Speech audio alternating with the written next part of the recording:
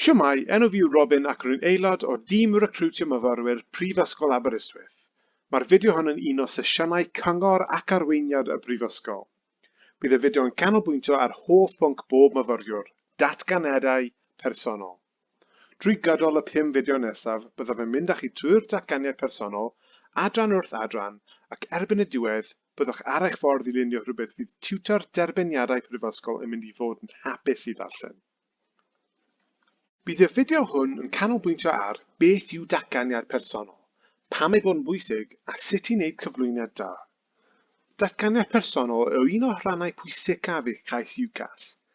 Nesaf byddwch yn llenwi'r adran hon o'r cais, mae'n ddrwg gennyf dweud, ond dim ond ystadegyn statistig gyda chi. Yn sicr, rydych chi wedi llenwi'r adrannau sy'n gofyn am eich enw, eich cefndir addysg, ond ffeithiau yn unig yw rhain. Datganiad personol yw beth fydd yn gwneud i chi sefyll allan o'r dorf fel unigolyn. I rai pobl gall y datganiad personol achosi ofn a phryder, achos mae ysgrifennu datganiad personol yn dasgu'n gofyn am amser, ystyriaeth a chredigrwydd. Ond, dwi yma i ddweud wrthych does dim rhaid poeni, yn wir gall hyn o fod yn hwyl. Felly, pam mae datganiadau personol yn bwysig? Wel, mae'n gyfle chi hybu eich hun. Pam y ddylai tiwtor derbyn eich ddewis chi cyn rhywun arall? Mae'n gyfle i arddangos eich personoliaeth, deallusrwydd academaidd ac, yn bwysicaf, pwy ydych chi a pham eich wedi dewis astudio'r pwnc ar lefel uwch. Mae'n gyfle i egluro eich resymau dros wneud cais ac i ddangos bod gennych y rhinweddau ar ymroddiad, qualities and dedication, a maent yn chwilio amdanynt. Yr ydych yn gwneud y penderfyniad i ymgymryd â phwnc am 2, 4 neu hyd yn oed 5 mlynedd arall. Mae hyn yn awgrymu eich bod yn angerddol passionate am y pwnc. Mae tiwtoriaid derbyn yn chwilio am myfyrwyr sydd yr un mor frwdfrydig, enthusiastig am y pwnc â nhw, a byddent yn ceisio rhoi safle i fyfyrwyr a maent yn teimlo eu bod yn gallu mwynhau a chwblhau'r cwrs. Bydd y tiwtoriaid derbyn yn ymddiddori'n fawr am beth chi'n dweud amdano'ch hunan. Felly, mae rheswm gwirioneddol dros ysgrifennu datganiad personol. Nid jyst blwch ticio ar gais UCAS yw e. Mae tiwtoriaid derbyn yn darllen nhw. Mae'r datganiad personol yn hanfodol mewn ceisiadau sy'n cael ei rhedeg yn agos. Dwedwch mai dim ond 10 lle sydd ar ôl yn yr adran ffiseg yn eich prifysgol.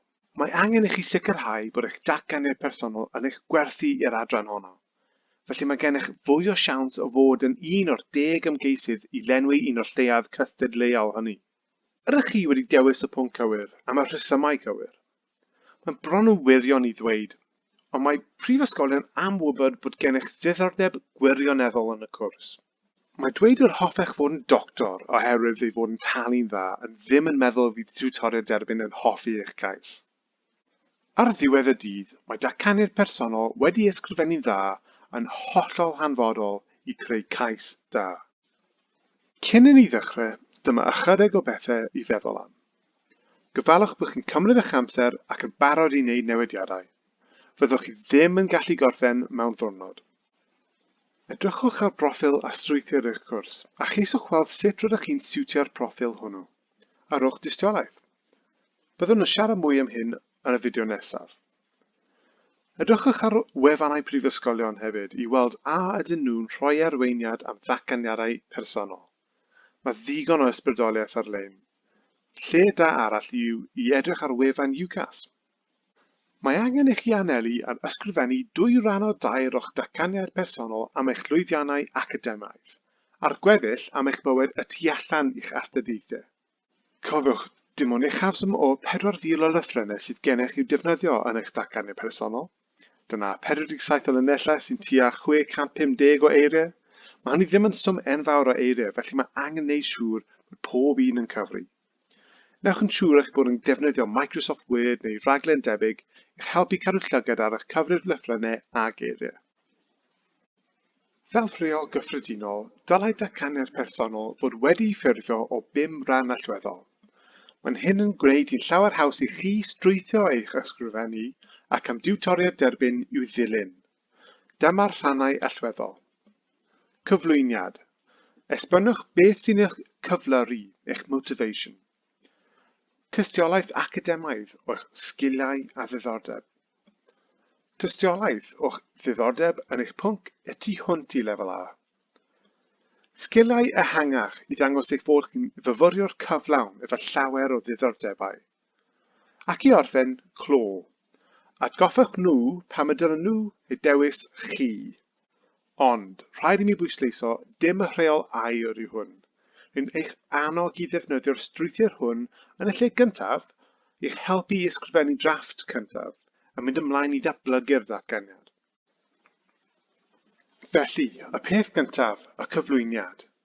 Ewch chi nôl da'r plaen o bapur a beiro. Amser i feddwl am syniadau.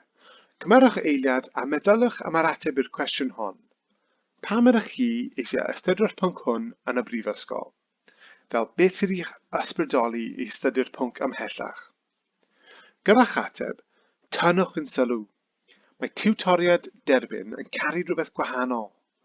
Peidiwch â defnyddio ymadroddion fel o oedran cynnar iawn neu rwyf wastad wedi eisiau astudio hwn.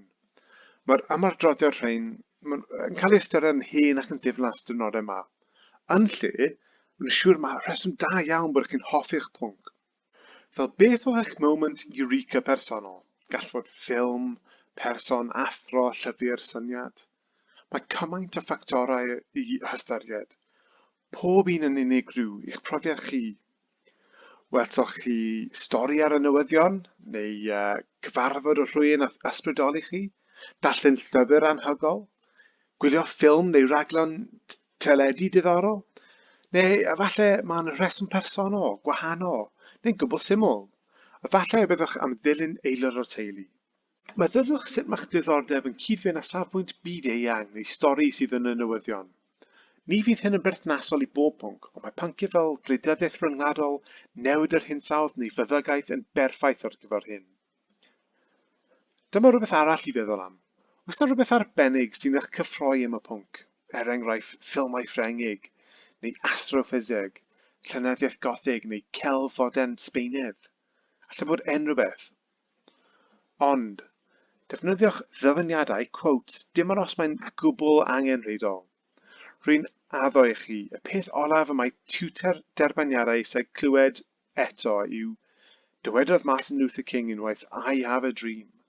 Mae dyfyniadau yn pethau doniol ac os nad ydyn nhw'n ysbrydoliaeth go iawn, mae'n siŵr o fod well i ysgoi nhw. Felly, dyna fe am nawr. Tro nesaf, byddwn yn canolbwyntio ar sut i ymddangos y wybodaeth byncol yr ydych wedi datblygu yn ystod eich astudiaethau academaidd. Diolch yn fawr am wrando.